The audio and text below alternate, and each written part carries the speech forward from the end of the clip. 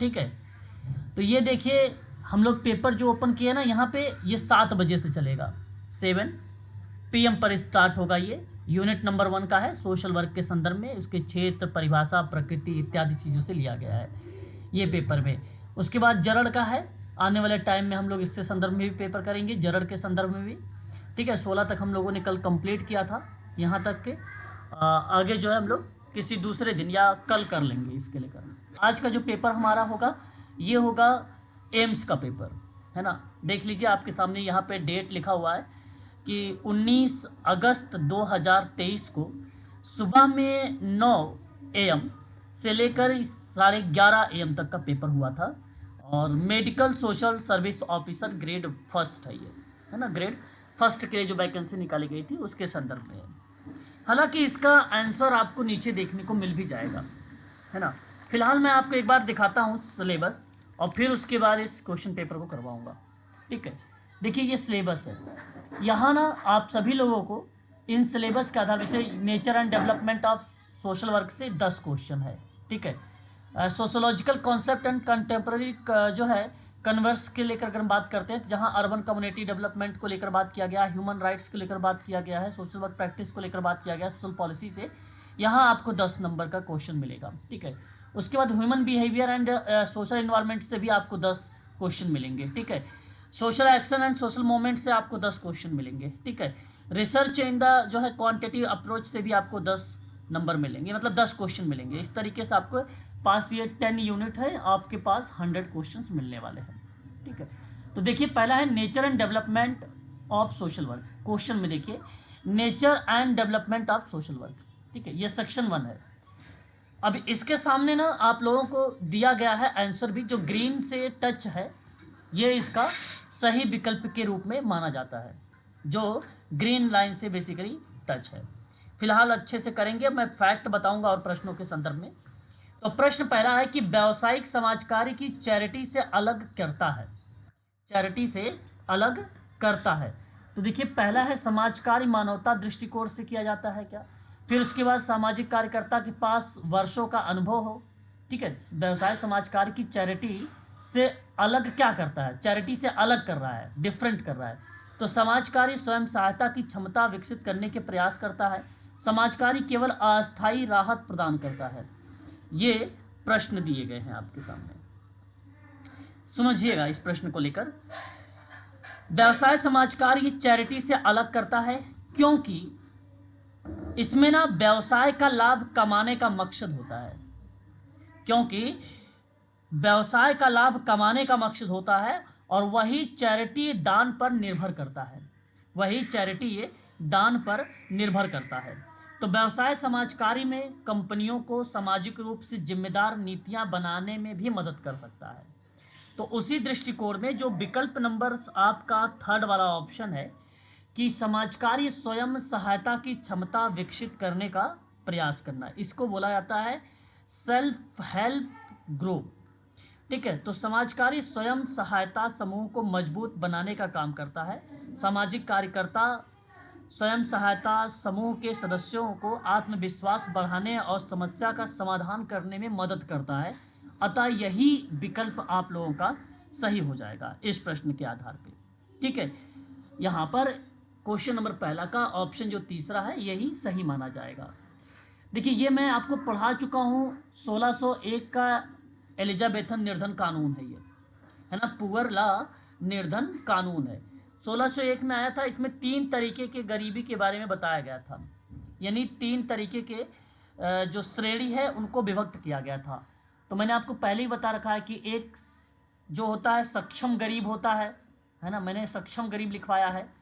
दूसरे में मैंने आप लोगों को निष्क्रिय गरीब लिखवाया है, निष्क्रिय गरीब, है ना। और तीसरे में मैंने नपुंसक, है ना, नपुंसक गरीब, ये मैंने आप लोगों को लिखवा चुका हूँ, ठीक है। तो 1601 में एलिजाबेथन गरीब कानून के तहत गरीबों को 3 श्रेणी में बांटा गया था। तो दिव्यांग शरीर वाला नहीं था, ठीक है, दिव्यांग कह लीजिए या आप कह लीजिए कि अशक्त शरीर, तो वो भी पार्ट उसी के रिलेट कराता है, ठीक है। तो ये भी नहीं होगा उसमें। आगे आपके दिव्यांग शरीर, तो दिव्यांग शरीर से आप यहाँ से एलिमिनेट कर सकते हैं। तो समर्थ जो शरीर हो नपुंसक शरीर निर्धन है और आश्रित संतान है, ठीक है, या गरीब है। तो उस प्रक्रिया में आप कह सकते हैं कि ये जो है 3 श्रेणियों में विभक्त किए गए हैं एलिजाबेथन निर्धन कानून को। कब लाया गया था? तो 1601 में लाया गया था। ये बात भी आप लोगों को ध्यान में रखना होगा। तो पहला वाला जो विकल्प होगा इसका सही ऑप्शन होगा। हालांकि ये निगेटिव मार्किंग था, बच्चे ने यहाँ पर चूज कोई ऑप्शन नहीं किया था, ठीक है। ये चीज़ें आप ध्यान में रख सकते हैं। सर नपुंसक निर्धन बता दीजिए। सॉरी, क्या कह रहे हैं सर, बताएं। सर नपुंसक निर्धन बता दीजिए। बिल्कुल बताएंगे सर। देखिए, इस निर्धन के संदर्भ में अगर मैं आपसे चर्चा करता हूँ, जिसे जहाँ पे 3 तरीके के निर्धनों के बारे में किया गया था, इसको इम्पोर्टेंट गरीब के रूप में रिप्रेजेंट किया गया है, या आप कह विकलांग होते हैं। पुअर के रूप में, नहीं विकलांग नहीं कह सकते हैं आप इम्पोर्टेंट को, है ना। यहाँ पे इनको विकलांग नहीं कह सकते हैं, वरना आपका तो दिव्यांग वाला भी पॉइंट यहाँ पे जो दिया गया था इस पर हम विचार कर सकते थे। फिलहाल यहाँ पे नहीं होगा। तो नपुंसक निर्धन होते हैं, जरा इसके बारे में सुनिए आप थोड़ा सा। ये उन लोगों से है जो एलिजाबेथन यानी इंग्लैंड में एलिजाबेथन युग के दौरान उम्र, ठीक है, या अन्य दुर्बलता के कारण काम करने में असमर्थ हो, है ना। लेकिन आपने जिसे मान लो अगर कोई व्यक्ति है किसी कार्य करने में अक्षम है ना, अक्षम है मतलब नहीं कर पा रहा है, तो उस प्रक्रिया में आप उसको कह सकते हो कोई ना कोई पार्ट से वो हो सकता है कि भाई निष्क्रिय हो, काम नहीं कर पा रहा, तो वहाँ दिव्यांग शब्द आप शामिल कर सकते हो, लेकिन अपने शब्दों में। किताबी में ये चीज़ें नहीं लिखा गया कि डिसेबल बच्चे, किताब में नहीं, लेकिन हाँ इसके अंतर्गत फीचर के रूप में आप शामिल कर सकते हो कि बेसिकली अन्य दुर्बलता का मतलब वही होता है अशक्त शरीर के कारण, है ना। तो जिस समुदाय में वे लोग रहते हैं वो बेसिकली सीमित राहत प्रदान किया जाता है उन समुदाय में, उस कम्युनिटी में, ठीक है। तो उसे बोला गया है इम्पोर्टेंट पुअर, ठीक है। ये शब्द आपको जरूर ध्यान में रखना है। एलिजाबेथन युग के दौरान उम्र या अन्य दुर्बलता के कारण काम करने में अगर वो असमर्थ है तो उस प्रक्रिया में उसको नपुंसकता के अंतर्गत रखा गया था, ठीक है। तो ये चीज़ें आप दर्शा सकते हैं, जिससे अवसाद, चिंता इत्यादि चीज़ से अगर कहीं मान लिया वो डिप्रेस है या एक प्रकार से अक्षम है या क्रियाओं को सही तरीके से नहीं कर पा रहा है, ठीक है, तो उसमें भी आप उस व्यक्ति को कहेंगे कि ये नपुंसक निर्धन है, ये एक प्रकार का नपुंसक निर्धन है, ठीक है। तो ये याद रखेंगे आप लोग, 3 प्रकार के निर्धन होते हैं, ये तीनों के तीनों इंपॉर्टेंट शब्द है ना। सामाजिक डार्विनवाद के विरुद्ध अपने रुख में समाजकारी का किसका विरोध किया था? हालांकि सवाल आपके सामने ऑप्शन भी दिख रहा होगा और आप सभी लोग कहेंगे कि योग्यता की उत्तरजीविता पर बेसिकली विचार शब्द को शामिल किया गया है। सामाजिक डार्विनवाद की अवधारणा के प्रतिपादक कौन है, ये पेपर में सवाल बन सकता है इस तरीके से। तो आप सभी लोगों को बताना होगा हर्बर्ट स्पेंसर का नाम। आमतौर पे सामाजिक डार्विनवाद के लिए जाना जाता है। ये सामाजिक डार्विनवाद का मानना था कि कुछ मनुष्य अपनी जाति समूह के कारण दूसरे की तुलना में अधिक शक्तिशाली बन जाते हैं, है ना। और सिद्धांत ने समझाया है कि लोग चार्ल्स डार्विन के द्वारा शुरू किए गए जो प्राकृतिक चयन है उसी के सम्मान के नियमों के अधीन थे, है ना, उसी के अधीन थे। तो इस प्रक्रिया में अगर हम बात करते हैं समाज कार्य किसका विरोध करता है, तो योग्यतम की उत्तरजीविता का विरोध किया गया है। जो पहला विकल्प दिया गया है इस प्रश्न के आधार पर अगर हम बात करेंगे तो वह विकल्प आपका सही माना जाएगा। जो लोग अपने पर्यावरण के लिए सबसे अच्छे ढंग से अनुकूलित होते हैं वे ही जीवित रहते हैं और प्रजनन करते हैं। इसका मतलब यही है, योग्यतम की उत्तरजीविता का जो विचार का अर्थ होता है कि जो लोग अपने पर्यावरण के लिए सबसे अच्छे ढंग से अनुकूलित होते हैं और वे ही जीवित रहते हैं, वही प्रजनन करते हैं। यह क्रिया प्रकृतिवाद चार्ल्स डार्विन ने अपनी किताब में लिखा था। किताब का नाम था on the origin of species. ये पुस्तक का नाम है, और ये पुस्तक किसकी है, तो चार्ल्स डार्विन का नाम आप यहाँ पे बता सकते हैं, ठीक है, या चार्ल्स डार्विन का नाम आप बता सकते हो। कब ये किताब प्रकाशित हुआ था, तो 24 नवंबर 1859 का इसका वर्ष भी आप लगा सकते हैं। तो सही विकल्प आपका पहला होगा। ठीक है भाई, याद रखेंगे इस प्रश्न के आधार पे, है ना। आगे बात करते हैं। अच्छा, प्राकृतिक चयन, अगर मैं बात करता हूं प्राकृतिक चयन, तो योग्यतम की उत्तरजीविका का जो विचार है ना, इसी का दूसरा नाम है प्राकृतिक चयन। और ये दिया किसने, ये प्राकृतिक चयन बताया किसने है, तो आप कह सकते हो डार्विन ने बताया था, डार्विन ने बताया था। ठीक है। और हर्बर्ट स्पेंसर ने सर्वश्रेष्ठ जीवों का चयन कहा है ना। हर्बर्ट स्पेंसर ने क्या बोला है, स्पेंसर का ये स्टेटमेंट है, ये भी नोट कर लो। क्या बोला इसने, सर्वश्रेष्ठ बोलो, सर्वश्रेष्ठ जीवों का चयन। ठीक है, ये पॉइंट आप इसको ध्यान में रखेंगे इसके संदर्भ में। अगले सवाल की तरफ करेंगे रुख। देखिए सवाल यहां पे कहता है कि निम्नलिखित में से कौन सा भारत में समाजकारी का औपचारिक प्रशिक्षण प्रदान करने वाला पहला संस्थान था। ठीक है, तो ये सवाल आसान है, आपके सामने ऑप्शन भी दिया गया है ना। लेकिन यहाँ अगर मैं आपसे बात करता हूँ तो सही विकल्प क्या होना चाहिए, बता सकते हैं क्या आप? Dorabji Tata school of social work. हाँ बिल्कुल, यहाँ पे देखो लिखा भी है Tata institute of social science के दृष्टिकोण में अगर हम बात करते हैं तो ये ऑप्शन आपका सही चला जाएगा। ठीक है भाई, तो Tata institute of social science है ये। जी क्या कह रहे हैं सर? 1936 में। Yes, sir, 1936 का इसका वर्ष इस्टेब्लिश का। कहाँ पर ये स्थापित है, पेपर में आता बम्बई भी है, में। मुंबई बम्बई में। महाराष्ट्र। बिल्कुल सही जवाब, मुंबई महाराष्ट्र का नाम आप लोग लगा सकते हो 1936 में। ठीक है, और ध्यान रखने वाली बात यह है कि सबसे पहले आपसे पूछ लेता है कि इसका डायरेक्टर कौन था, निर्देशक कौन था। तो प्रथम हाँ आपको नाम लगाना पड़ेगा वहाँ पे डॉक्टर मनसर्ट, क्या लगाना पड़ेगा, मनसर्ट का नाम लगाना पड़ेगा। मनोज कुमार तिवारी की बात करते हैं, वर्तमान में है। अध्यक्ष के रूप में काम कर रहे हैं इसमें। ठीक है, और इसकी 4 शाखाएं हैं। कितनी शाखा है, 4 में से पेपर में आता है, निम्न में पूछेगा कौन सी शाखा नहीं है। तो एक आता है मुंबई शाखा है, दूसरा हैदराबाद शाखा आती है इसकी, तीसरा जो आता है तुलजापुर आता है, तुलजापुर महाराष्ट्र में है, ये भी जानते हो आप लोग, और चौथा जो होता है गुवाहाटी। ये 4 जगह बेसिकली इसकी ब्रांचेज हैं, ये नाम देखने को मिलता है। पहले इसको sir Dorabji Tata school of social work कहते थे। 1944 में इसका नाम क्या हो गया, चेंज हो गया, नाम रख दिया गया Tata institute of social science रख दिया गया।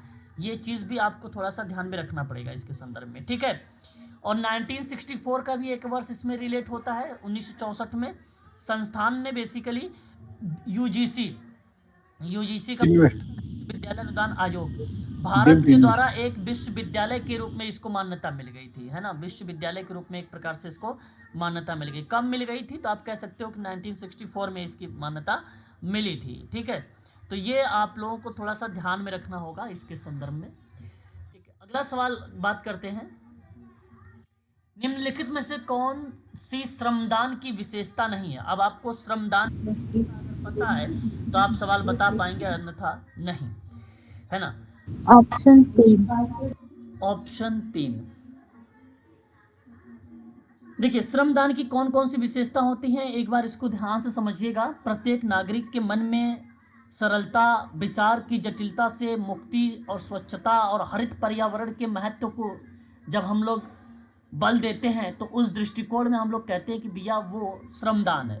श्रमदान में ना समाज सेवा हो गया, वृक्षारोपण हो गया, और आसपास के वातावरण की साफ सफाई हो गई, वो श्रमदान का पार्ट होता है, उसे श्रमदान कहते हैं। तो श्रमदान उत्पादन का एक सक्रिय कारक के रूप में भी प्रकट होता है ना, प्रकट होता है। तो सामूहिक और सहयोगात्मक प्रयास की बात अगर हम लोग करेंगे तो उस प्रक्रिया में भी नाम आ जाता है क्या, श्रमदान की विशेषता। तो सार्वजनिक भलाई और हित के लिए विशेषता है, शारीरिक श्रम विशेषता है, सामूहिक और सहयोगात्मक प्रयास भी है। देखो श्रमदान में ना सौदेबाजी की जो शक्ति होती है, कलेक्टिव बार्गेनिंग की, वो बेसिकली जिस ऑप्शन में लिखा रहेगा वो गलत होगा। यहाँ सौदेबाजी ये विशेषता नहीं होता है, ऑप्शन में आता भी है ना। श्रमदान में सौदेबाजी की शक्ति नहीं होती है, इसलिए सौदेबाजी का जब भी विकल्प आएगा उसे आप लोग कहिएगा ये विशेषता नहीं है। दूसरे तरफ देखो आया है पेशेवर, मतलब होता है व्यावसायिक परिश्रमिक कार्य करने वाला, ठीक है, ये भी श्रमदान का पार्ट नहीं होगा। श्रमदान में समाज के लिए स्वेच्छा से काम किया जाता है। श्रमदान में लोगों को स्वच्छता के प्रति जागरूक किया जाता है, वृक्षारोपण किया जाता है, सफाई जैसे काम भी किए जाते हैं। समाज का विकास भी श्रमदान में ही होता है। श्रमदान में लोगों में स्वच्छता और पर्यावरण के प्रति जागरूकता भी बढ़ती है श्रमदान में, ठीक है भाई।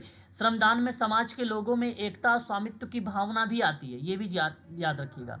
श्रमदान के लिए स्वच्छता अभियान चला सकते हो आप लोग, पेड़ पौधों की रक्षा कर सकते हो आप लोग, शिक्षा के क्षेत्र में सहायता कर सकते हो आप, नालियों का निर्माण कर सकते हो आप, सड़क निर्माण कर सकते हो आप, बाग बगीचों का निर्माण आप कर सकते हो, ठीक है। इस तरीके का जो कार्य होता है वो कहीं ना कहीं श्रमदान की विशेषता का पार्ट होता है।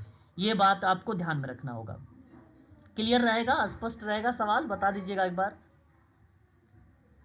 जी सर। है ना, तो ये जी सर, जी सर। विशेषता के रूप में रहेगा। अगर आपसे सवाल बनेगा तो आपको थोड़ा सा इस पे ध्यान देने की आवश्यकता पड़ेगी श्रमदान को लेकर, है ना। अगले सवाल की तरफ रुख करेंगे। देखिए क्वेश्चन नंबर 6 में कहता है निम्नलिखित में से किसे द्वितीयक और सहायक समाजकारी पद्धति के रूप में संदर्भित नहीं किया गया है।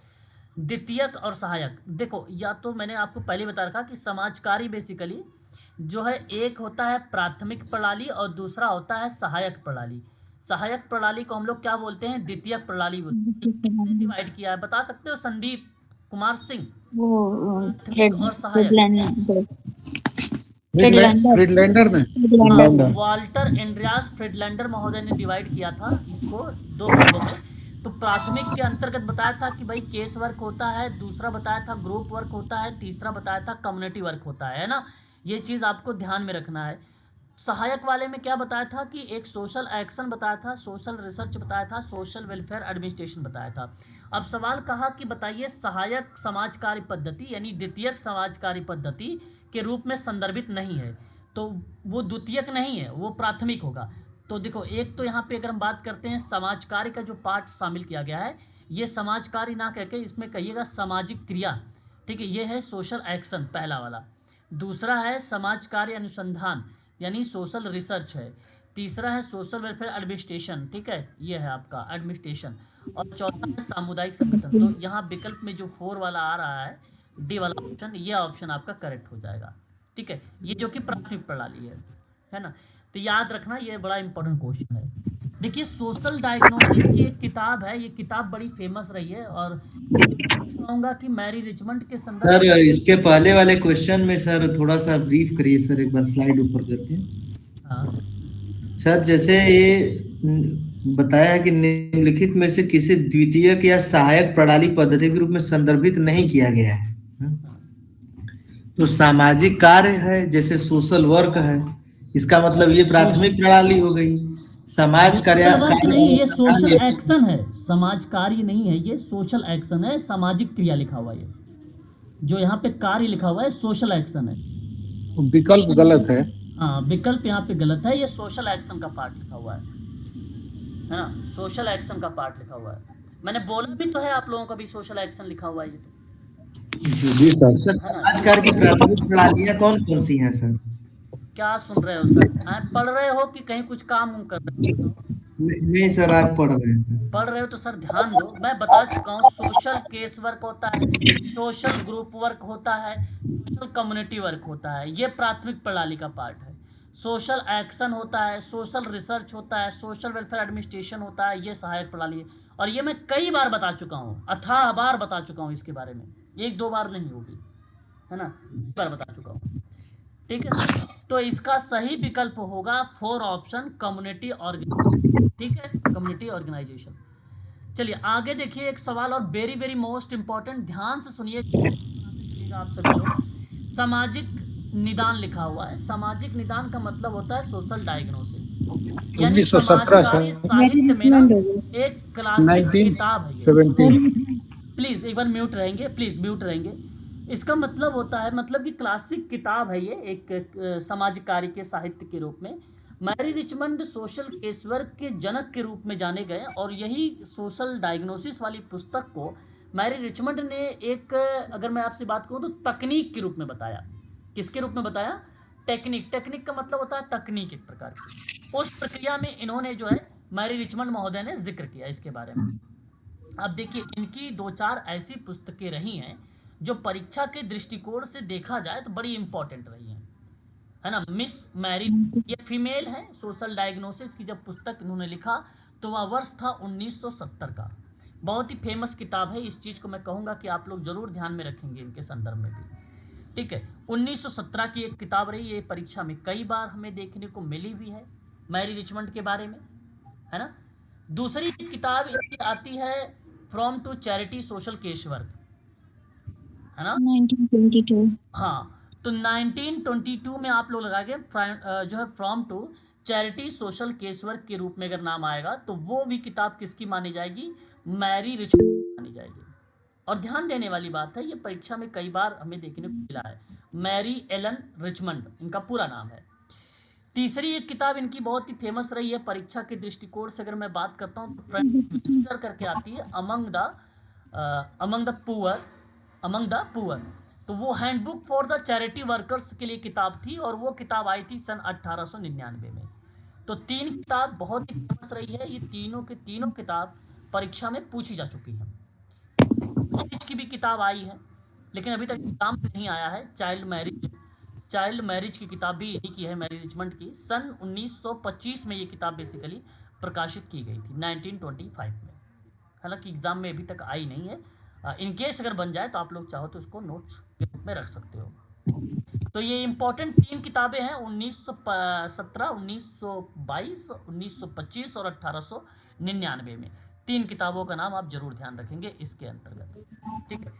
आशा करता हूँ कि ये चीज़ें आपको समझ में आ गई होगी, है ना। काफ़ी इंपॉर्टेंट क्वेश्चन भी रहा है सोशल वर्क के संदर्भ में। मैं चाहूँगा कि आप लोग इसे जरूर ध्यान में रखेंगे, भूलेंगे नहीं इसके संदर्भ में। जी सर। ठीक है, ये बहुत ही फेमस पर्सन है ये, ठीक है, बहुत ही फेमस पर्सन है, ठीक है। उसके बाद देखेंगे अगर आगे देखो एक नाम आता है हमारे सामने, मार्क कर्टनी का नाम। मार्क कर्टनी जो आते हैं ये प्रशासनिक हितों पर काम करते हैं। प्रशासनिक हितों का मतलब मैं आपको बता दूं, अल्बर्टा विश्वविद्यालय में सामान्य नेफ्रोलॉजी क्लिनिक के चिकित्सा निर्देशक के रूप में इन्होंने काम किया था। तो स्वास्थ्य सेवा गुणवत्ता सुधार हो गया, रोगी सुरक्षा हो गया, है ना, या कार्यक्रम गुणवत्ता सुधार समिति के रूप में अगर किसी का नाम आया है, नोट कर लीजिए, कार्यक्रम गुणवत्ता सुधार समिति, है ना। तो उस प्रक्रिया में मैरी कर्टनी का नाम देखने को मिला है, मैरी कर्टनी का नाम मैं यहाँ पे लिख देता हूँ नीचे, स्वास्थ्य सेवा गुणवत्ता सुधार, स्वास्थ्य सेवा गुणवत्ता सुधार। मैं इसको इसलिए बता रहा हूँ क्योंकि ये केस वर्क को ही रिलेट कराते हैं, है ना, ये केस वर्क को ही रिलेट करते हैं, ना कि वो ग्रुप वर्क कम्युनिटी वर्क में ऐसा इस जगह पर नाम नहीं आता है। इनका भी नाम केस वर्क के ही दृष्टिकोण में देखा जाता है। एक नाम आता है हेरी स्पेक्ट का नाम। हेरी स्पेक्ट ना ये सोशल वेलफेयर में काम करते हैं, ठीक है, सोशल वेलफेयर में काम करते हैं, ठीक है। तो इन्होंने ना एक 1977 में 1977 में, है ना,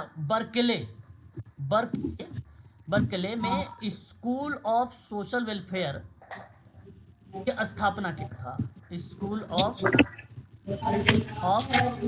सोशल वेलफेयर, है ना, इन्होंने क्या किया था, स्थापना इसकी बेसिकली किया था। तो ये आप इसके संदर्भ में यहाँ पे ध्यान में रख सकते हैं, इसके संदर्भ में ये नाम देखने को मिलेगा आपको, ठीक है, हैरी स्पेक्ट का नाम। एक नाम very very most important, Simon पेटेन। Social case work में एक शब्द आता है सामाजिक कार्यकर्ता। क्या नाम आता है, सामाजिक कार्यकर्ता। ये शब्द के जनक किसको कहा जाएगा, या ये शब्द किसके द्वारा दिया गया है, सामाजिक कार्यकर्ता, तो साइमन पेटेट का नाम आप लोग लगाएंगे यहाँ पर, ठीक है। तो ये चारों नाम बहुत इंपॉर्टेंट है, परीक्षा में ये नाम आते रहते हैं हमेशा, चारों के चारों नाम, जिसमें से मैरी रिचमंड बहुत फेमस है, दूसरे नंबर पर साइमन पेटेट फेमस है। बाकी बाद में आप कह सकते हो कि हैरी स्पेक्ट का नाम, मार्क कर्टनी का नाम आप जोड़ सकते हो बाद के पर। हैरी स्पेक्ट सर बर्कले में किया था सर, सोशल उसका स्कूल बर्कले में किया था, स्कूल ऑफ सोशल वेलफेयर की स्थापना यानी एस्टैब्लिश्ड। तो सर सामाजिक कार्यक्रम, सॉरी सामाजिक क्या करें सर? सामाजिक कार्यक्रम। साहब बोले ही नहीं समझ में आ रहा मुझे, मैं नहीं बोल समझ पा रहा हूँ। सामाजिक कार्यक्रम किसने दिया था? सामाजिक कार्यक्रम कह रहे हो आप सर? जी जी। हाँ, सामाजिक किसने दिया कार्यक्रम था? अगर कोई नाम आता है या उसकी गुणवत्ता सुधार के लेकर बात आता है, स्वास्थ्य सेवा को लेकर बात आता है, तो मार्क कर्टनी का नाम देखने को मिले। मार्क ई कर्टनी एक शोधकर्ता के रूप में जाने गए हैं, है ना। एक आप यहाँ पे नोट कर लो साइड में चाहो तो, शोधकर्ता के रूप में। शोधकर्ता का मतलब हो गया कहीं ना कहीं रिसर्च में इनका नाम जरूर देखने को मिलेगा हम लोगों को, है ना। Crown family school of social work में पॉलिसी के आधार पे काम करना, युवाओं को लेकर जागरूकता की बात करना, इस तरीके की क्रिया में अपना नाम रहा है मार्क कर्टनी का नाम, मार्क कर्टनी का नाम। ठीक है, चलिए आगे देखिए, एक और सवाल लेंगे हम लोग। अगला सवाल पे विचार विमर्श करेंगे सर। ठीक है, अनफेथफुल एंजल्स। ठीक, how social work has abandoned its mission, किसने लिखा है? ये एक प्रकार का स्टेटमेंट है, आप ऐसा कह सकते हैं इसमें, है ना, इस प्रक्रिया में। और ये किसके द्वारा लिखा गया है विचार, इस तरीके के सवाल आपके सामने है ये। ठीक है, तो मैं कहूँगा Harry expect and mark Courtney का नाम। ठीक है, मार्क कर्टनी का नाम। ये थोड़ा सा सुनिएगा इसके बारे में। एक पुस्तक का नाम है unfaithful angels, how social work has ended its mission, एक किताब का नाम है। और हैरी हैच और मार्क ई कर्टनी दोनों मिलकर इस किताब को इन्होंने लिखा, है ना, ये किताब लिखा। और ये पुस्तक में समाज कार्य अभ्यास में ना व्यक्तिगत चिकित्सा पर बल दिया गया है। किस पर बल दिया गया है? व्यक्तिगत चिकित्सा पर बल दिया गया है इस किताब में। ठीक है, और बेसिकली अगर मैं आपसे बात करता हूँ तो व्यवसाय के व्यापक सामाजिक न्याय के पहलुओं में इन्होंने परिचर्चा इस किताब में किया है। ठीक है, लेखक हैरी स्पेच एक प्रमुख सामाजिक कार्य विद्वान है और मार्क ई कर्टनी भी इसी क्षेत्र में मान्यता प्राप्त की है। प्रकाशन इस पुस्तक का साइमन एंड शूस्टर के द्वारा प्रकाशित की गई थी।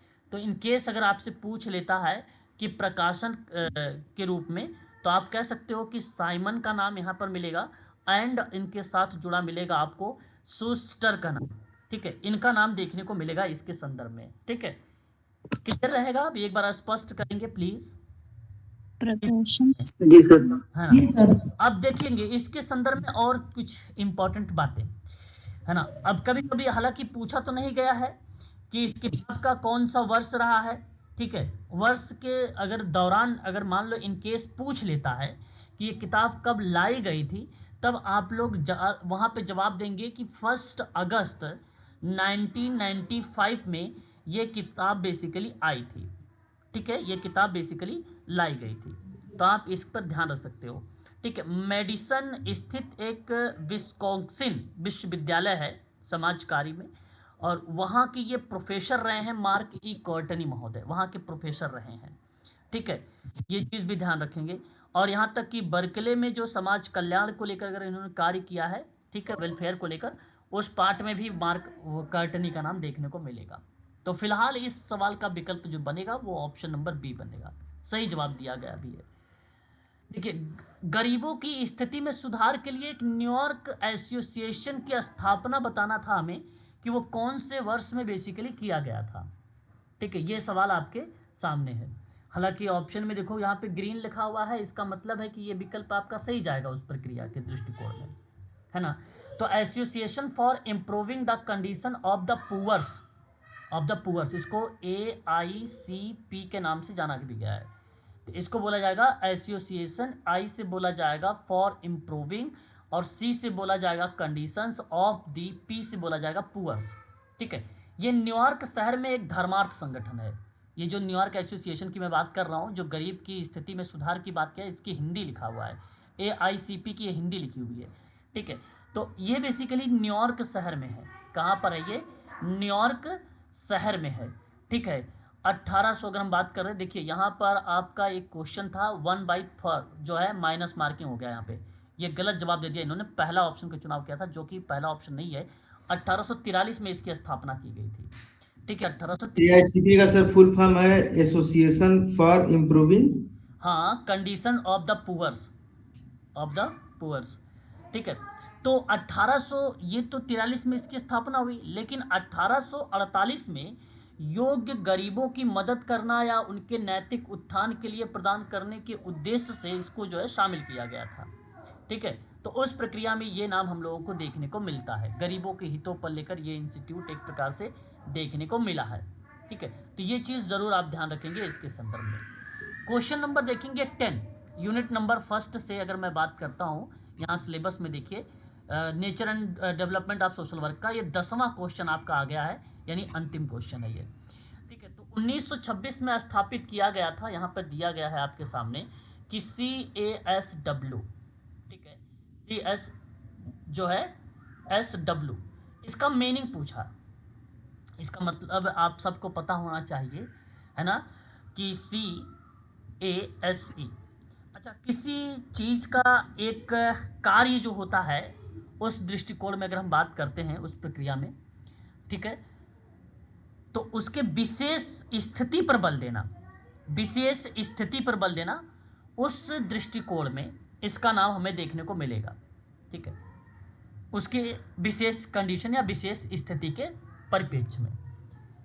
कहा कि what does CS establish in 1926 में किस प्रक्रिया को लेकर शामिल किया गया। इसका पहले बात तो यह है कि इसका पूरा नाम क्या होता है, Canadian association of social workers, ये इसका पूरा नाम है। इसकी स्थापना हुई थी 1926 में, किसी एक पर्टिकुलर प्रतिक्रिया पर बल देता था ये Canadian association of social worker. Canada में ना समाज कार्य की शुरुआत स्वयं सेवकों के द्वारा घरों में जाकर कमजोर लोगों की मदद करने से स्टार्ट हुई थी। कनाडा में समाज कार्य की जब शुरुआत हो रही थी तो स्वयं सेवकों के द्वारा घरों में जाकर कमजोर लोगों की मदद करने के संदर्भ में था। ये एक प्रकार के हिस्ट्री से सवाल दिया गया सोशल केस वर्क में, सोशल वर्क में। तो समाज कार्य की नियमित पेशे और शैक्षणिक अनुशासन के रूप में विकसित हुआ। समाज कार्य सामाजिक विज्ञान और मानविकी के सिद्धांतों पर आधारित सामाजिक क्रियाएं जो है बेसिकली संचालित हुई, और उसी दृष्टिकोण में फाउंडेड किया गया या इस्टेब्लिश किया गया 1936 में Canadian association of social worker 1926 में। ठीक है, ये चीज़ जरूर ध्यान रखेंगे इसके संदर्भ में, है ना। ऑप्शन आपका बी वाला यहाँ पे सही हो जाएगा।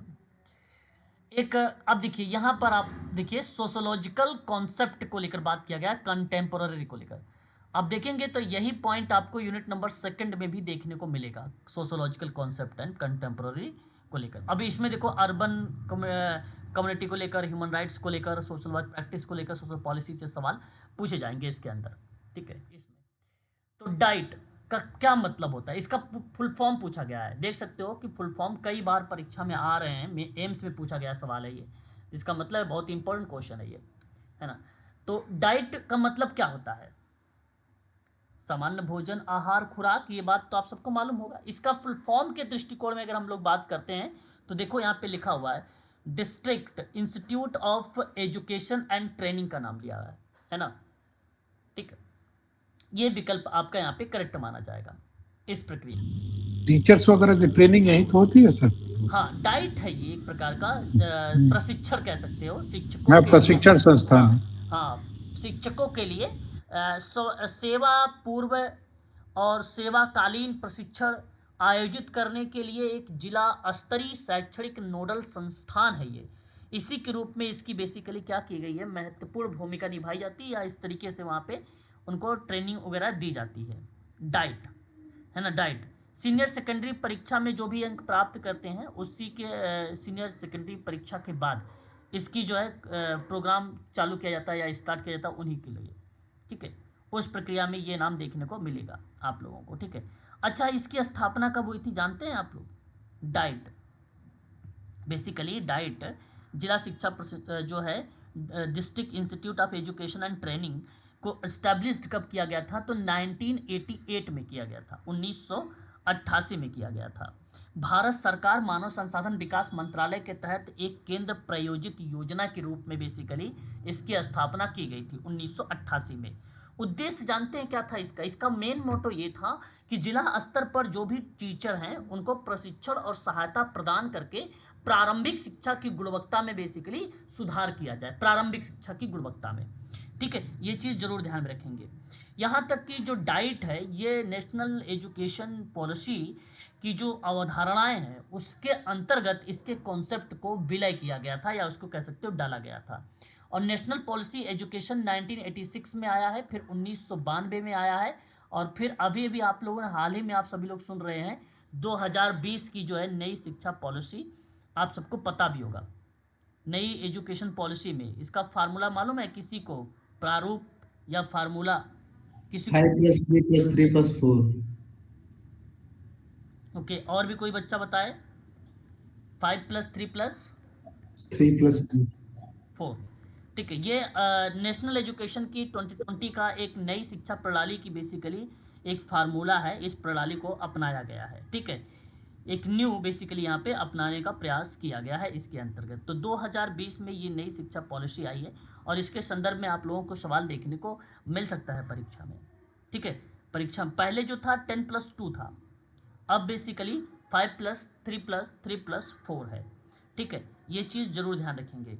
जो फाउंडेशन कोर्स होता है उसको 5 को बोला गया है, ये फंडामेंटल कोर्स है एक प्रकार का, है ना, आप ऐसा कह सकते हैं। जो यहाँ पे 3 शब्द जोड़ा हुआ है ये बेसिकली प्रीपेटरी एक प्रणाली है, एक सिस्टम है, एक स्ट्रक्चर है, उसको जोड़ा गया है, जहाँ क्लास 3 और क्लास 3 से लेकर 5 तक के बच्चे रहेंगे। क्लास 3 से लेकर 5वीं तक के बच्चे रहेंगे जिनकी आयु 8 से लेकर 11 साल की होगी। उस क्रिया में इसको प्रीपेटरी जो है सिस्टम बोला गया है इसको।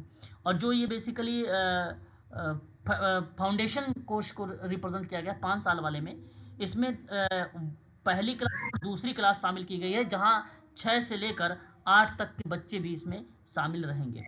बाकी आगे शामिल है, प्री स्कूल शामिल है, बालवाड़ी शामिल है, यानी 3 से 6 साल के बच्चे भी इसके अंतर्गत शामिल किए गए हैं, 3 से 6 साल के बच्चे भी। ठीक है, तो ये ईयर के रूप में रिप्रेजेंट करेंगे। जो ये 3 वाली पार्ट है वो मिडिल के रूप में जानी गई है, मिडिल के रूप में। यहाँ क्लास जो होगा 6 से लेकर 8 तक होगा, क्लास 6 से लेकर 8 तक होगा मिडिल वाले में, इसमें 6 से 8 तक। एज जो होगी वो 11 से लेकर 14 वर्ष तक की होगी इसमें। लास्ट में 4 आप लोग देख रहे हैं, ये जो 4 है ये सेकेंडरी पार्ट इसको शामिल किया गया है। इसमें क्लास जो बनेगी 9 से लेकर 12 तक बनाया जाएगा इसमें, और इसमें एज जो होगी 14 से लेकर 18 वर्ष की आयु होगी। ठीक है, तो ये चीज़ें आप लोगों को ध्यान में रखना होगा इसके संदर्भ में। पहले था 10+2 वाला, अब वो बेसिकली संशोधन के माध्यम से 5+3+3+4 जो है शामिल कर दिया गया है इसके अंतर्गत। आगे बढ़ेंगे, अगले सवाल की तरफ रुख करेंगे। और अगला सवाल आपके सामने यहाँ पर देख सकते हो, डैश सामाजिक एजेंसी के कार्यक्रमों, तरीकों और सिद्धांतों के एक विवरण को संदर्भित करता है। ठीक है, विवरण को संबोधित करता है। इस प्रश्न के आधार पर अगर हम बात करते हैं तो विकल्प में आप देख सकते हैं, पॉलिसी से मैंने कहा सवाल बनेगा, और एक सवाल बना यहाँ पे देखिए सामाजिक नीति, ये विकल्प आपका यहाँ पे करेक्ट हो जाएगा इस प्रश्न के आधार पे। ठीक है, इसके संदर्भ में समझिएगा थोड़ा सा। किसी सामाजिक एजेंसी के कार्यक्रम, विधि, सिद्धांत को, विवरण को आमतौर पर उसका एजेंसी अधिदेश कहा जाता है। एजेंसी अधिदेश कहा जाता है ना, एजेंसी अधिदेश यानी मैंडेट, एजेंसी मैंडेट रूप में जाना जाता है। फिलहाल अगर मैं इस प्रश्न के आधार पे बात करता हूं आप लोगों से, सामाजिक एजेंसी, ठीक है, के कार्यक्रमों को, सामाजिक एजेंसी के कार्यक्रमों को, तरीकों को, सिद्धांतों को एक विवरण के रूप में संबोधित किया जाए तो वो सोशल पॉलिसी का पार्ट होगा। सोशल पॉलिसी का मानव व्यवहार और सामाजिक प्रणालियों को समझने के लिए रूपरेखा प्रदान करता है, जो क्षेत्र में प्रभावी अभ्यास का मार्गदर्शन करता है, और वो कहलाता है सोशल पॉलिसी।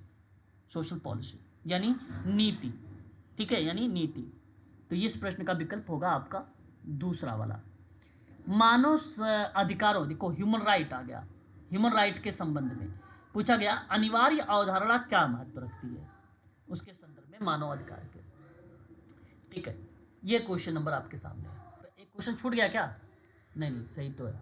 तीसरा नंबर का सवाल बताइए जरा एक बार, इसका विकल्प क्या होना चाहिए?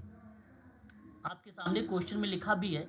अगर आप देखो स्क्रीन, आप लोग अपने फ़ोन को ना घुमा दीजिए, और घुमा देंगे ना और स्क्रीन जूम कर लेंगे तो आपको स्क्रीन बड़ी दिखाई देगी। देखो, मानव अधिकार का संबंध में अनिवार्यता जो अवधारणा का मतलब बताया गया है इस प्रश्न में, कि मानवाधिकार को स्वेच्छा से नहीं छोड़ा जा सकता है, अतिरिक्त मानवाधिकारों के लिए इसका सौदा नहीं किया जा सकता है। देखिए, ये वो अधिकार के रूप में रिप्रेजेंट होते हैं। बेसिकली ये अधिकार सभी लोगों के लिए अहम होते हैं और उन्हें किसी तरह से खोया नहीं जा सकता है।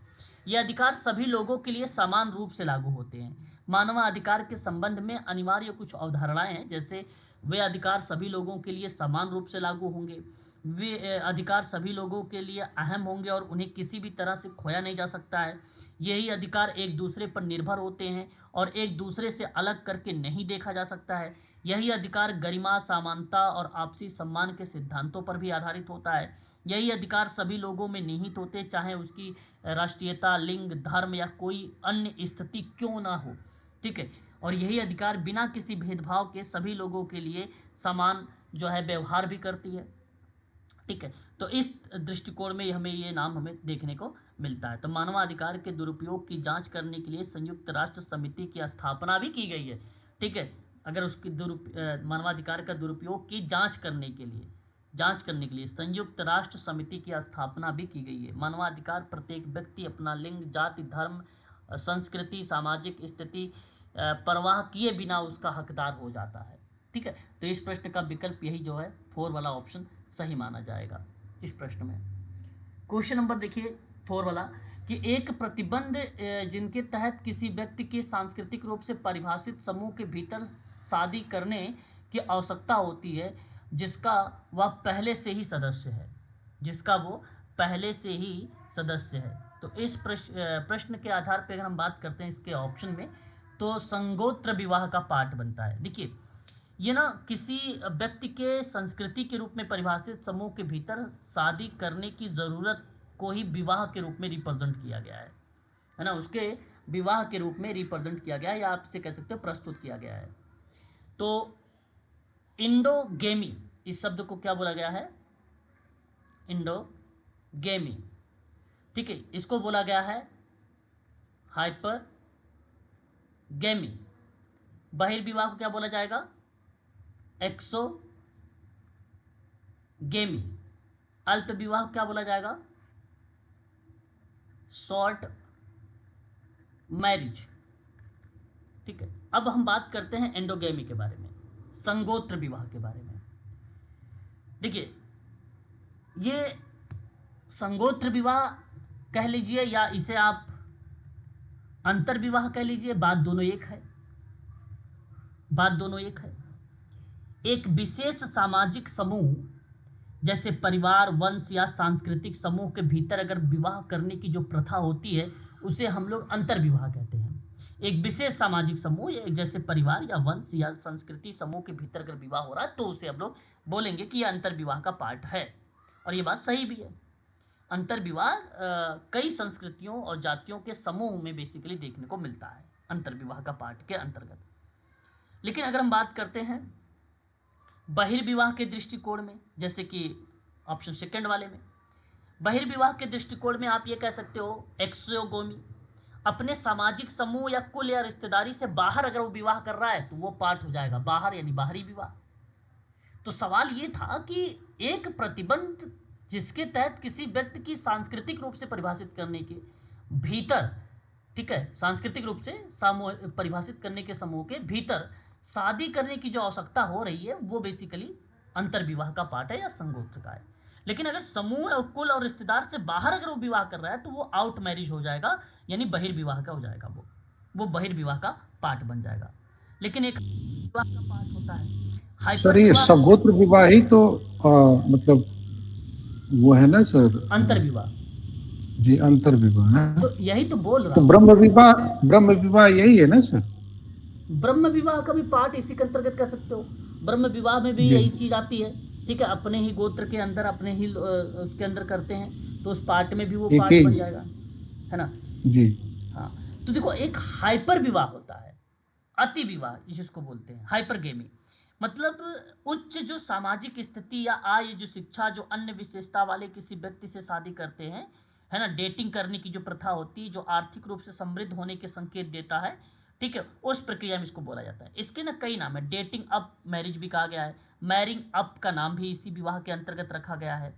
तो कुछ संस्कृतियों में विवाह प्रेम के बजाय सामाजिक वर्ग और धन पर आधारित हो जाता है तो वो हाइपरगेमी का पार्ट बन जाता है, वो हाइपरगेमी का पार्ट बन जाता है। ठीक है, तो इसके अंतर्गत वो चीज़ें शामिल हो जाती हैं।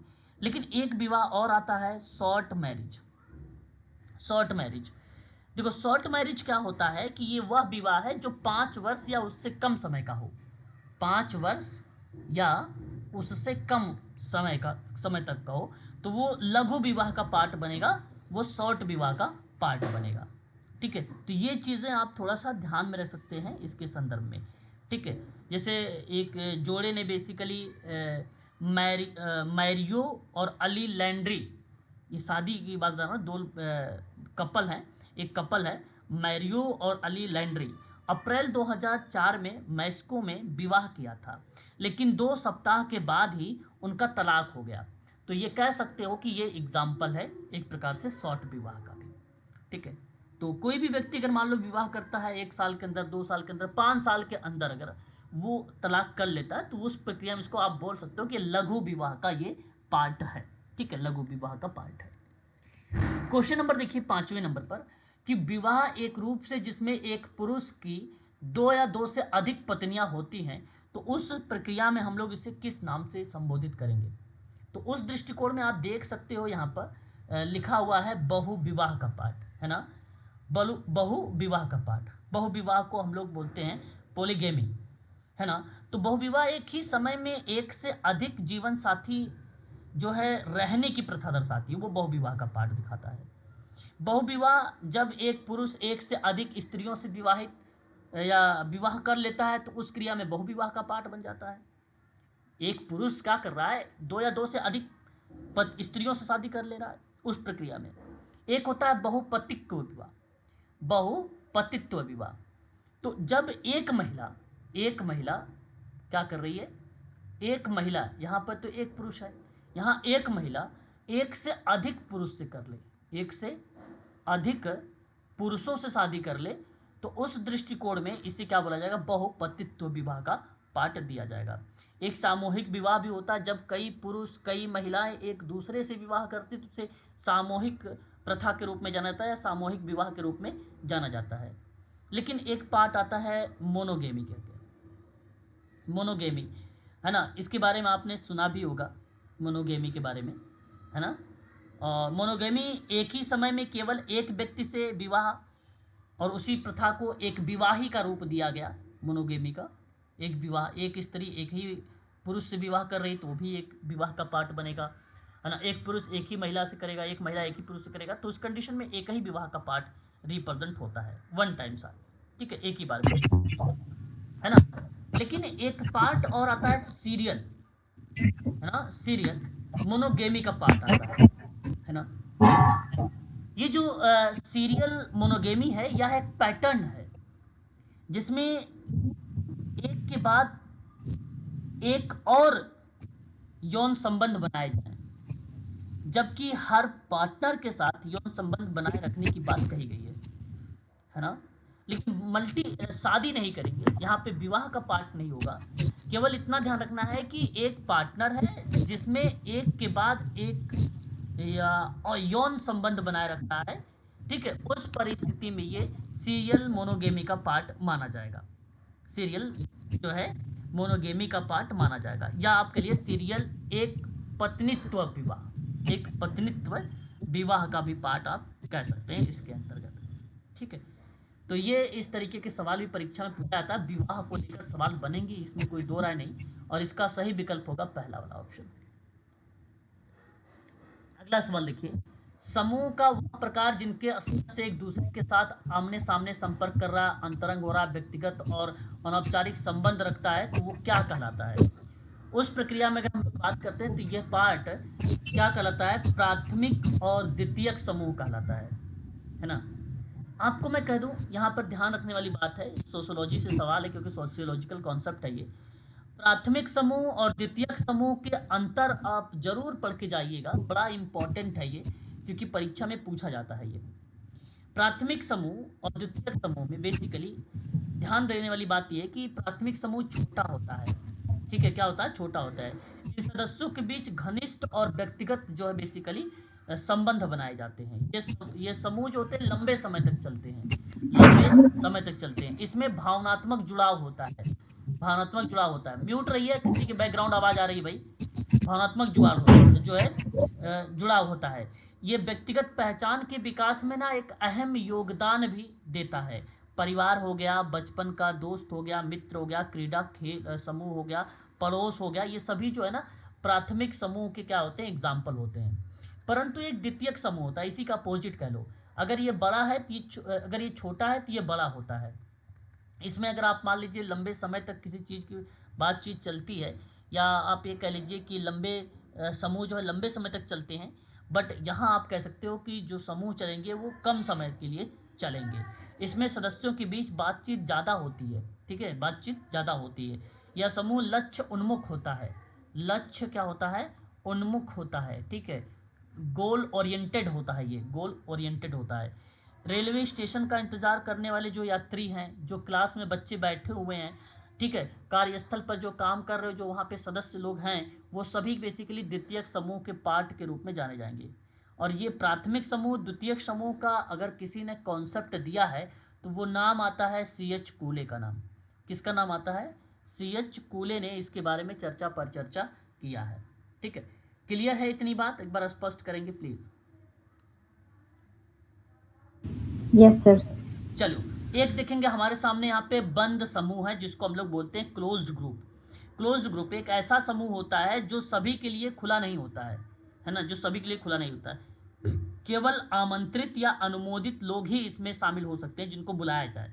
जिसमें जैसे मैं अगर आपसे कहूँ, इस समय मैं ऑनलाइन क्लास आप लोगों से ले रहा हूँ, तो ये बच्चे वही हैं जो बेसिकली एडमिशन ले रखे हैं, है ना। तो ये बेसिकली कैसा समूह हम लोगों का बना हुआ है, एक क्लोज्ड ग्रुप बना हुआ है।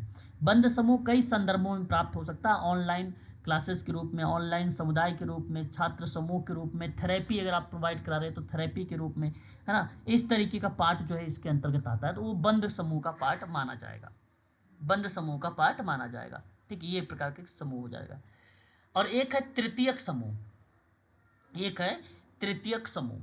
तृतीयक समूह को हम लोग बेसिकली अगर हम बात करते हैं इस समूह के अंतर्गत, किसी सामाजिक समूह, किसी प्रकार के स्रोत या रसायन विज्ञान में किसी कार्यात्मक समूह को रिप्रेजेंट कर रहा हो, किसी कार्यात्मक एक्टिविटी या किसी कंडीशन या परिस्थिति को प्रस्तुत कर रहा हो, तो उस दृष्टिकोण में ये कहलाता है तृतीयक समूह। इसको हम लोग तृतीयक समूह का नाम देते हैं, ठीक है। ये चीज़ आप सबके लिए इम्पोर्टेंट है, आप लोग ध्यान भी रखेंगे इसके संदर्भ में। तृतीयक, है ना, तृतीयक। तो मेरा कहने का मतलब इतना है, याद रखने वाली आप सबके लिए कि तृतीयक समूह में सिर्फ कोई उदाहरण क्या क्या है सर? देखिए, इसमें किसी प्रक्रिया के अंतर्गत अगर मैं आपसे बात करता हूँ, जैसे कॉलेज हो गया, है ना, कॉलेज हो गया, या आप तृतीयक समूह के अंतर्गत कोई देखभाल की प्रक्रिया आप शामिल कर सकते हैं, देखभाल की प्रक्रिया, ठीक है। किसी प्रकार का रिसोर्सेज, है ना, रिसोर्सेज का प्रयोग कर रहे हो आप, संसाधन का प्रयोग कर रहे हो। ग्रुप में मान लो प्राथमिक ग्रुप है और उसमें आप रिसोर्सेज का प्रयोग कर रहे हो, रिसोर्सेज का प्रयोग कर रहे हो, तो वो तृतीयक समूह का पार्ट माना जाएगा। लोग अपने दृष्टिकोण, व्यवहार, मूल्यांकन, आकार के लिए जो मॉडल के रूप में उपयोग किया जा करते हैं, उस पार्ट में। मैंने आपसे पूछा, हम लोग अभी इस समय कहें बंद समूह का पार्ट है, ठीक है। आप ऐसा भी कह सकते हो द्वितीयक समूह का भी पार्ट है। मैंने आपसे विचार पूछ लिया, आपके विचार पूछ लिया, या आपके विचार जब आ रहे थे तो मैंने आपके व्यवहार को इवेल्युएट कर लिया, मूल्यांकन कर लिया, तो उस परिस्थिति के आधार पे मैं कह सकता हूँ कि ये तृतीयक समूह बन जाता है, फिर वो तृतीयक समूह का पार्ट बन जाता है। तो एक ऐसा समूह होता है जिसमें लोग अपने दृष्टिकोण, व्यवहार और मूल्यांकन को आकार देने के लिए एक मॉडल के रूप में उपयोग करते हैं, तो उस परिस्थिति में ये तृतीयक समूह का पार्ट बन जाएगा। फिलहाल ये सवाल था आमने सामने का, अंतरंग का, व्यक्तिगत का, अनौपचारिक संबंध का, तो वो पार्ट हो जाएगा, ऑप्शन हो जाएगा 4 प्राथमिक समूह। अगला सवाल आपके सामने ये है कि समाजकार्य मानवाधिकार, है ना, समाजकार्य मानवाधिकार पर बल देता है। अब पहला पॉइंट यहाँ पे दिखो, यहाँ पर जो ऑप्शन में दिया गया है मानवाधिकार के संदर्भ में, तो ऑप्शन नंबर अगर हम 4 पढ़ेंगे तो उस परिस्थिति के आधार पर स्क्रीन नहीं दिखाई दे रहा सर, स्क्रीन नहीं दिखाई दे रहा, स्क्रीन नहीं दिखाई दे रहा है, दिखाई दे रहा है सर। हमें तो नहीं दिखाई दे रहा सर। नहीं सर दिख रही है। एक बार लेफ्ट होके दोबारा ज्वाइन करिए, आपके यहाँ प्रॉब्लम है। तो सभी लोगों के अंतर्निहित मूल्य सम्मान का बेसिकली सम्मान करना या उनके अधिकारों को बनाए रखने की बात की गई, मानवाधिकार और मानवीय गरिमा। तो इस सिद्धांत पर बल देता है। तो इस सिद्धांत का मतलब क्या है? इस सिद्धांत में मानवाधिकार के अंतर्गत ये बताने का प्रयास किया गया कि सभी लोगों के अंतर्निहित मूल्य और गरिमा का सम्मान करना और अधिकारों को कायम रखना, इस पर बल देने का प्रयास किया गया है।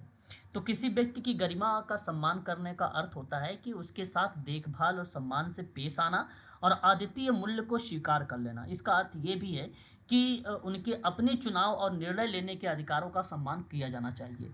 तो इस आधार पर आप लोग कह सकते हैं कि जो विकल्प 4 वाला बन रहा है, ये ऑप्शन आप सबके लिए सही माना जाएगा। Human rights and human dignity, dignity का मतलब होता है गरिमा। ठीक है, एक दूसरे से बहुत निकट से जुड़ी अवधारणा है जो मानवीय समाज की नींव मानी जाती है, एक प्रकार की नींव मानी जाती है ना। तो मानवीय जो गरिमा होता है, इसका मतलब होता है कि यह विचार सभी लोग अंतर्निहित मूल्यों के साथ पैदा होते हैं और सम्मान के साथ पात्र होते हैं उसके। और एक मानवाधिकार होता है, जो मानवाधिकार का मतलब होता है कि नैतिक दावे जो लोगों को उनकी गरिमा पर हमलों से बचाता है। मानवाधिकार सार्वभौमिक है, अर्थात ये हर जगह सभी लोगों पर लागू होता है। तो वो बेसिकली मानवाधिकार का पार्ट होता है। तो सही विकल्प बेसिकली इस प्रश्न का 4 ऑप्शन जाएगा। परिवार का एक पैटर्न है जहां परिवार के सदस्य न पिता परिवार के पुरुष सदस्य के अधीन होते हैं। ठीक है, अब देखो यहाँ पैटर्न बताया, परिवार के सदस्य पिता और परिवार के पुरुष सदस्य होता है। तो यहाँ पे देखो केवल एक ही जगह लिखा है पितृसत्तात्मक लिखा हुआ है, पितृमात्रात्मक लिखा हो, सॉरी पितृसत्तात्मक पितृवंश लिखा होता है ना, पितृवंशीय के आधार पर अगर लिखा होता तब भी ये ऑप्शन सही चला जाता।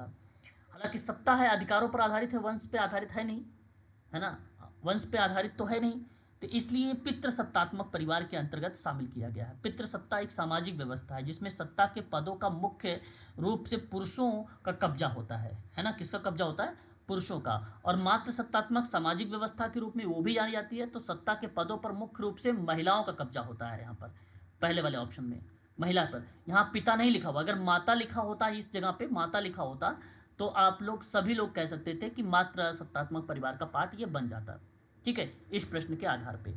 उसके बाद एक आता है न्यूक्लियर फैमिली। न्यूक्लियर फैमिली को हम लोग एकल परिवार के नाम से भी जानते हैं, और पहले भी पढ़ा चुका हूँ मैं आप लोगों की। माता पिता और उनके बच्चों से बनी एक पारिवारिक इकाई होती है, उस प्रक्रिया में आप लोग कहते हैं उसको कि एकल परिवार है ना। उसमें विवाहित दंपत्ति और उनके बच्चे मिलकर रहते हैं उसमें। ठीक है, अच्छा, गोद लिए हुए बच्चे भी हो सकते हैं, मे भी, है ना, गोद लिए हुए बच्चे भी उसके अंतर्गत आ सकते हैं। ऐसा पैटर्न इसके अंतर्गत रखा गया है। एक होता है डेमोक्रेटिक फैमिली, जिसको हम लोग बोलते हैं लोकतांत्रिक परिवार, डेमोक्रेटिक को। तो जहाँ ये वो परिवार होता है जहाँ निर्णय बातचीत और साझा जिम्मेदारी के माध्यम से किए जाते हैं, और जहाँ रिश्ते आपसी सम्मान पर आधारित होते हैं। तो लोकतांत्रिक परिवार को अक्सर खुले संचार, प्रोत्साहन और अवसरों तक समान पहुंच की जो विशेषता होती है वो दर्शाती, तो उसको हम लोग बोलते हैं लोकतांत्रिक परिवार। ठीक है, तो हालांकि इस प्रश्न का जवाब जो जाएगा वो पहला वाला विकल्प आपका सही माना जाएगा। प्रश्न अगर हम बात करते हैं क्वेश्चन नंबर 9 में, रेमंड एरोन के द्वारा डैश में कहा कि मास्टर की उन लोगों की आज्ञाकारिता प्राप्त करने की क्षमता के रूप में परिभाषित किया है जो सैद्धांतिक रूप से उनके प्रति क्या होते हैं, उत्तरदायी होता है। ये एम्स का पेपर है, आपको बता दूं 2023 का, मैंने आपको पहले ही बता दिया इसके बारे में, है ना। तो इस प्रक्रिया में अगर हम लोग बात करते हैं तो विकल्प जो राइट है, राइट का मतलब जो अधिकार है, ये विकल्प आपका सही जाएगा। देखो रेमंड एरन ने आज्ञाकारिता को एक स्वामी की उन लोगों की आज्ञाकारिता प्राप्त करने की क्षमता के रूप में परिभाषित किया जो सैद्धांतिक रूप से उसके प्रति उत्तरदायी होता है। इसे ना हेयर सॉफ्ट के नाम से भी जाना जाता है। इसी क्रिया को बेसिकली अगर हम बात करते हैं तो क्या नाम जाना जाता है, हेयर सॉफ्ट के नाम से भी जाना जाता है, नाम से भी जाना जाता है। रेमंड जो एरन महोदय हैं, ये दार्शनिक है, समाजशास्त्रिक है, राजनीतिज्ञ है, इतिहासकार है, पत्रकार है। इस रूप में इसका नाम देखने को मिलता है। तो आज्ञाकारिता को एक स्वामी की उन लोगों की आज्ञाकारिता प्राप्त करने की क्षमता को परिभाषित करता है, ठीक है, जो सैद्धांतिक रूप से उसके प्रति उत्तरदायी हो। ठीक है, उन लोगों की आज्ञाकारिता प्राप्त करने की क्षमता के रूप में परिभाषित किया जो सैद्धांतिक रूप से उसके प्रति उत्तरदायी हो। और इसी क्रिया को क्या बोला गया, हेर सॉफ्ट भी बोला गया है, हेर सॉफ्ट भी बोला गया है। और उस क्रिया को बेसिकली अधिकार को भी रिप्रेजेंट किया। तो यहाँ पे अधिकार वाला विकल्प आपका सही माना जाएगा इस प्रश्न में, अधिकार। निम्नलिखित में से कौन मानवाधिकार से संबंधित अवधारणाओं में से एक नहीं है? ठीक है, मानवाधिकार के संबंध में अवधारणा, ये लास्ट सवाल है इस प्रश्न का, अगर इस यूनिट का, सेकंड यूनिट का। ठीक है, तो देखिए इस प्रश्न के आधार पे अगर हम लोग बात करते हैं तो एक यहाँ पर देखिए इंटर जो है, इंटरजेशनल शब्द रिप्रेजेंट हो रहा है और ये शब्द इसके अंतर्गत आएगा। ठीक है, शामिल है ना। मानवाधिकार वे अधिकार होते हैं जहाँ जीवन, स्वतंत्रता, समानता, सम्मान से संबंधित होता है, वो मानवाधिकार के शब्द जो है शामिल किए गए हैं इसके अंतर्गत। ठीक है, जो पहला पॉइंट यहाँ पे शामिल किया गया है इसके संदर्भ में अगर हम लोग बात करते हैं, ठीक है, इसको बोला गया इंटर जनरेशन। इंटर जनरेशन इसका मतलब होता है पीढ़ियों के बीच विद्यमान या घटित क्रिया। इसका मतलब किसी विभिन्न पीढ़ियों के सदस्यों के बीच होने वाली अंतःक्रिया, उसको बोला गया अंतरपीढ़ी, अंतरपीढ़ी।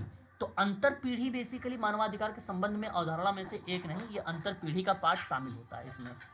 ठीक है, एक शब्द आता है अप्राप्य। अप्राप्य एक बेसिकली अगर हम बात करें इसके शब्दों के बारे में, फेमस शब्द है अप्राप्य, और सीधा सीधा इसका मतलब है ना मिला हुआ ना आया हुआ। अप्राप्य का मतलब होता है कि ना मिला हुआ ना आया हुआ, मतलब प्राप्त नहीं हुआ है, अभी तक प्राप्त नहीं हुआ है, इस परिस्थिति में आप कह सकते हैं। लेकिन देखिए मानवाधिकार तो वो चीज़ें शामिल किया जाता है या उसके अंतर्गत रखा जाता है जहाँ बेसिकली जन्म से वो प्राप्त हो जाता है ना, प्राप्त हो जाता है। तो अप्राप्य एक शब्द है, और इस शब्द के अंतर्गत आप लोग इसे कह सकते हैं अनअचीव्ड, शेष, अवशिष्ट, अदत्त, कई शब्द से बेसिकली इसको इंगित किया जा सकता है ना। अचीव का मतलब होता है प्राप्त करना, अनअचीव्ड प्रक्रिया में आप कह सकते हो, आउटस्टैंडिंग प्रक्रिया में बोल सकते हो कि अप्राप्य। सशर्त एक शब्द है, सशर्त को बोला जाता है कंडीशनल, है ना, एक प्रकार से कंडीशनल का मतलब ये होता है कि कोई चीज़ किसी शर्त या शर्तों के समूह पर निर्भर हो, अब देखो शर्त कोई कंडीशन, मतलब क्या आपके पास मानवाधिकार वो है जो आप कंडीशन के आधार पे हो, फिर आप वो कंडीशन जैसे फुलफिल हो जाए तो फिर इसका मतलब मानवाधिकार छोड़ दोगे आप। तो सवाल यही था कि इनमें से कौन सा नहीं है। तो शर्त मतलब ये हुआ कि किसी चीज़ या शर्त या शर्तों के समूह पर निर्भर होना, इसका अर्थ यही दर्शाता है कि कोई चीज़ केवल कुछ मूल्यों के लिए ही सत्य है, फिर वो असत्य है, कुछ समय के लिए वो सत्य है, फिर वो असत्य है, इसका मतलब ये है। ठीक है, तो बेसिकली ये भी पार्ट, अब यही विकल्प सही होगा इस प्रश्न में। सार्वभौमिकता का मतलब आप सबको पता है, इसमें बताने की जरूरत है नहीं, यूनिवर्सल का पार्ट है ये, है ना। विश्व में या किसी समूह में प्रत्येक व्यक्ति से संबंधित किया जाने वाला जो भी क्रिया प्रभावित होती है वो संपूर्णता के रूप में प्रभावित होती है, उसको यूनिवर्सल का नाम दिया जाता है। ठीक है, तो ये चीज़ें, इसका सही विकल्प होगा तीसरा वाला। ठीक है, तो ये देखिए अब हम लोग बात करेंगे थर्ड यूनिट पर। यहाँ पर देखिए थर्ड यूनिट है जनपदीय का थोड़ा सा बता दीजिए। जी सर, अंतर जनपदीय सॉरी, अब देखिए यहाँ पे यूनिट नंबर जो तीसरा है, यहाँ पर देखिए human behaviour and social environment.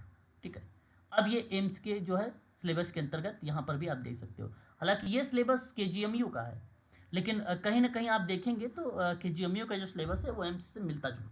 ठीक है, अब 10 नंबर आप इसमें भी देखेंगे तो इसमें पॉलिटिकल इकोनॉमी से सवाल देखेंगे, गवर्नेंस से सवाल देखेंगे, सोशल वर्क, कम्युनिटी यानी कम्युनिटी से सवाल मिलेगा, सोशल वर्क में मिलेगा, इंडिविजुअल के साथ, केस वर्क के साथ सवाल मिलेगा, ग्रुप वर्क के साथ सवाल मिलेगा आपको, साथ ही साथ कुछ रिसर्च में भी क्वांटिटेटिव अप्रोच से भी सवाल मिलेंगे। ठीक है, इसके अंतर्गत तो ये हम लोग कल करेंगे। ठीक है, आज के लिए इतना ही रखते हैं।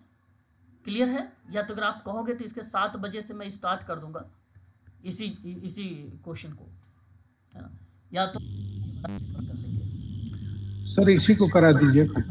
चलिए ठीक है, ठीक है, तो अभी हम लोग 7 बजे से करेंगे। अभी थोड़ा सा ब्रेक लेते हैं, उसके बाद जो है इस, ओके। ठीक है, थोड़ा सा 10 मिनट का ब्रेक है।